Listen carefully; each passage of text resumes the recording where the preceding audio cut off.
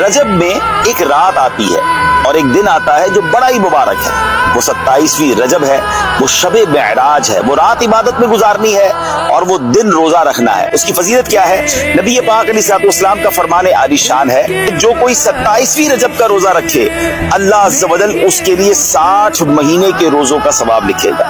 अल्लाह अकबर। इसी तारीख को नबी पाक अलैहिस्सलाम को मेराज शरीफ का अजीम शान मौजज़ा नसीब हुआ। चुनाचे इस दिन जो रोजा रखता है, नबी पाक अलैहिस्सलाम फरमाते हैं रजब में एक दिन और रात है, जो उस दिन रोजा रखे और रात कयाम यानी इबादत करे तो गोया उसने 100 साल के रोजे रखे।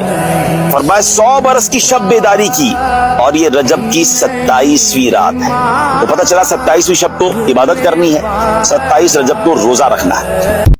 रजब में एक रात आती है और एक दिन आता है जो बड़ा ही मुबारक है। वो 27वीं रजब है, वो शबे मेराज है। वो रात इबादत में गुजारनी है और वो दिन रोजा रखना है। उसकी फजीलत क्या है?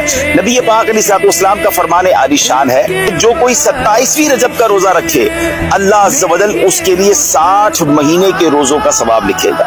अल्लाह अकबर। इसी तारीख को नबी पाक अलैहिस्सलाम को मेराज शरीफ का अजीम शान मौजज़ा नसीब हुआ। चुनाचे इस दिन जो रोजा रखता है, नबी पाक अलैहिस्सलाम फरमाते हैं रजब में एक दिन और रात है, जो उस दिन रोजा रखे और रात कयाम यानी इबादत करे तो गोया उसने 100 साल के रोजे रखे। फरमाया 100 बरस की शब बेदारी की और ये रजब की 27वीं रात है। तो पता चला 27वीं शब को इबादत करनी है, 27 रजब को रोजा रखना है।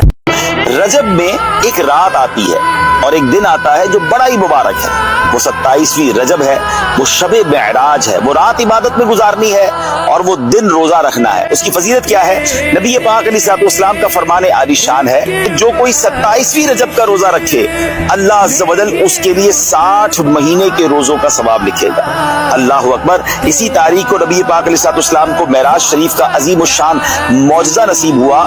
चुनाचे इस दिन जो रोजा रखता है, नबी पाक अलैहिस्सलाम फरमाते हैं रजब में एक दिन और रात है, जो उस दिन रोजा रखे और रात कयाम यानी इबादत करे तो गोया उसने 100 साल के रोजे रखे। फरमाया 100 बरस की शब बेदारी की और ये रजब की 27वीं रात है। तो पता चला 27वीं शब को इबादत करनी है, 27 रजब को रोजा रखना है।